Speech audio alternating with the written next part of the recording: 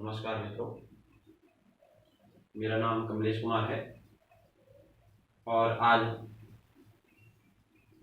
हम आचार्य भरतकृत नाट्यशास्त्र में जो काव्य लक्षण दिया गया है उसकी चर्चा करेंगे। आचार्य भरतकृत काव्य लक्षणम।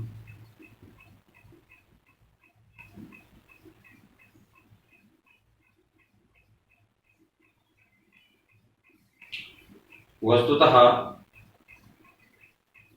काव्य शास्त्रीय परंपरा में जो भी लक्षण मिलता है उन सभी अंगों का, काव्यांगों का आचार्य भरत के नाट्यशास्त्र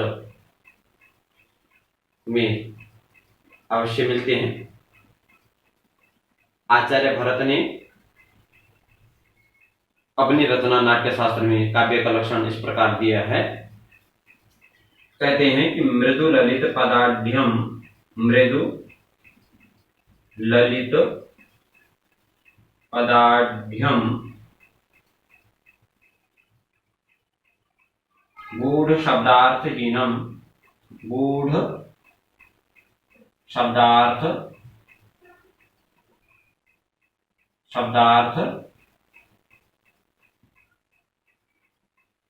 हीनम, मृदु ललित पदाढ्यम गूढ़ शब्दार्थहीनम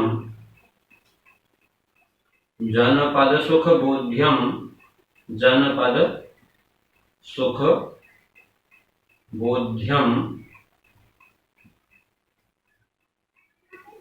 जनपद सुख बोध्यम युक्तिमन नृत्य योज्यम, युक्तिमन नृत्य योज्यम बहुकृत रसमार्गम, बहुकृत रसमार्गम,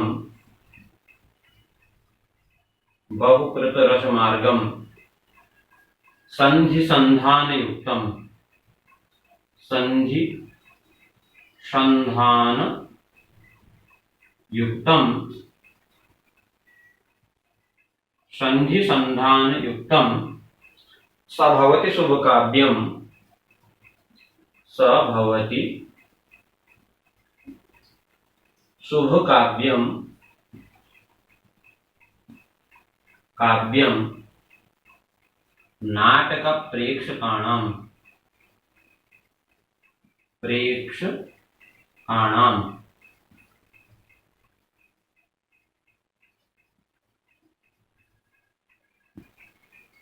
कह रहे हैं कि वह काव्य होता है।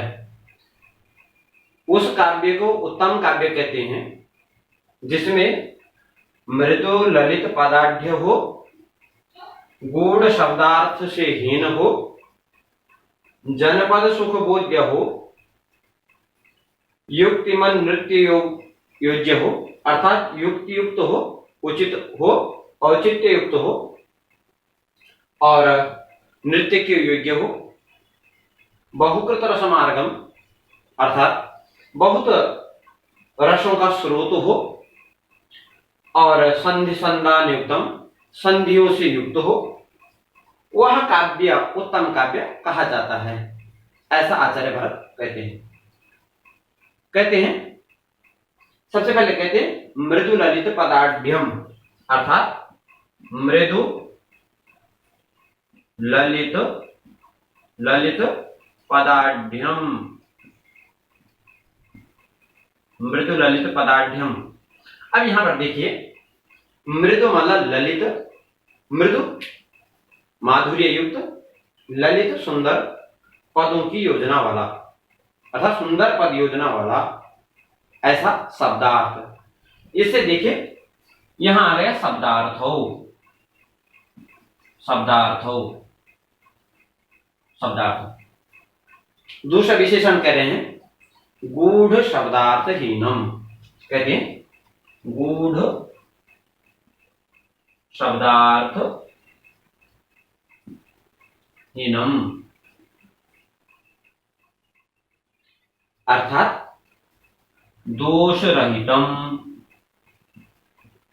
दोष रहित। अर्थात काव्य कैसा होना चाहिए? गूढ़ार्थ, भिन्नार्थ, अर्थांतर ऐसे दोषों से रहित होना चाहिए जो आचार्य भरत ने गूढ़ार्थ, भिन्नार्थ इत्यादि दोष की परिगणना की है, ऐसे दोषों से रहित होना चाहिए। तीसरा विशेषण कह रहे हैं जनपद सुख बोध्यम, जनपद सुख बोध्यम,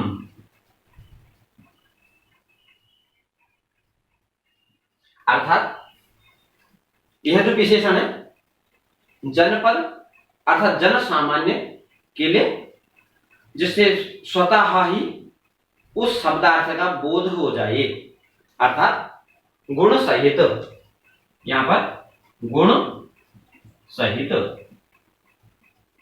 गुण सहित, अर्थात जैसे कैसे करके बोध कैसे होगा? तो गुण में कैसे प्रसाद गुण ले लीजिए या समता ले लीजिए, तो अर्थों का अपने आप ही स्पष्टीकरण हो जाएगा। जैसे समता अल्प समासत्वम, जो समास जिसमें जो है जिसमें असामासिक पद हो, जिसमें समास रहित पद हो, ऐसे सुंदर योजना, अर्थात जैसे जिससे शीघ्र ही अवबोध हो जाए, ऐसे गुणों के सहित श्लेष, प्रसाद, माधुर्य इत्यादि गुणों से युक्त। आगे कह रहे हैं युक्तिमन अर्थात युक्ति, युक्तिमत, युक्तिमत अर्थात औचित्य युक्त, युक्ति मत अर्थात औचित्य युक्त,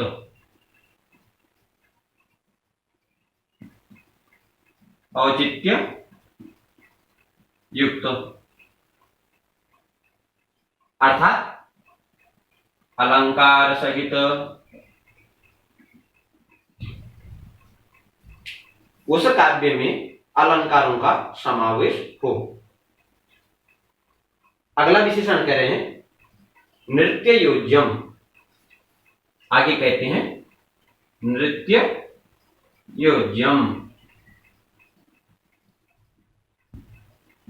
अर्थात नाटक के योग्य हो, नाटक योग्य हो।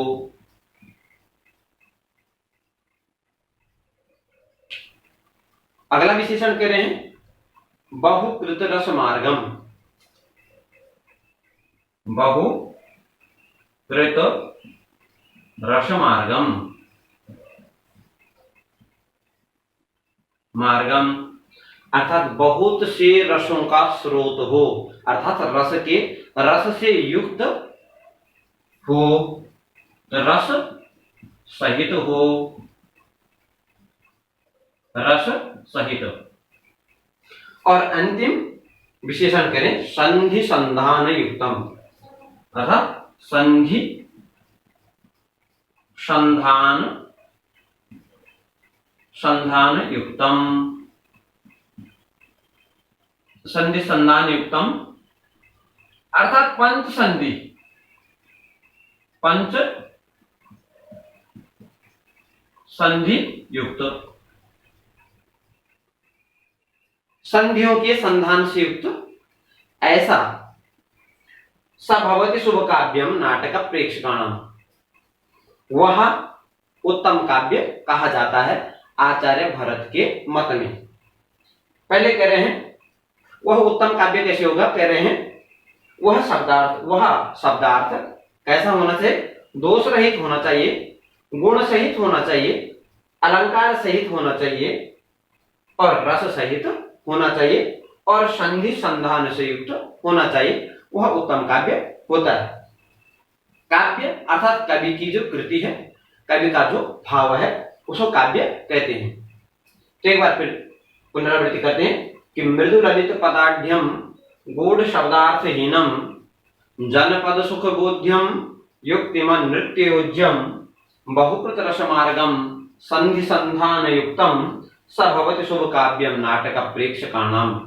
अर्थात यहाँ काव्य के जो परवर्ती काव्यकारों की रचनाओं, काव्यकारों का जो लक्षण दिखाई देता है, उसमें स्पष्ट यहाँ जो आचार्य भरतकृत जो काव्य लक्षण है, उसे परवर्ती जैसे आचार्य पीयूष वर्ष ने अपने काव्य लक्षण दिया कि निर्दोषा लक्षणवती सरितिर गुणभूषण। अर्थात आचार्य मम्मट ने भी तददोषो शब्दार्थो सगुणावनलंकृति पुनः क्वापि, आचार्य भोजदेव ने भी निर्दोषम गुणवत् काव्यम अलंकारैहि अलंकृतम। इस प्रकार से परवर्ती आचार्यों ने यहां से आचार्य भरतकृत नाट्य शास्त्र के काव्य लक्षण से परिवर्तित होकर के अपने काव्य शास्त्र में काव्य लक्षण को परिवर्तित किया। अतः वह उत्तम काव्य होता है जिस काव्य में दोष न हो, गुणों से युक्त हो, अलंकार युक्त हो, रस सहित हो, संधि संधान हो, अर्थात नाटक के योग्य हो, वह उत्तम काव्य कहा जाता है आचार्य भरत के मत में। नमस्कारः। अद्य भरतकृत नाट्य शास्त्रस्य काव्य लक्षणम् इदानीं अत्रैव समाप्यते। भूयो भूयः नमस्कारः।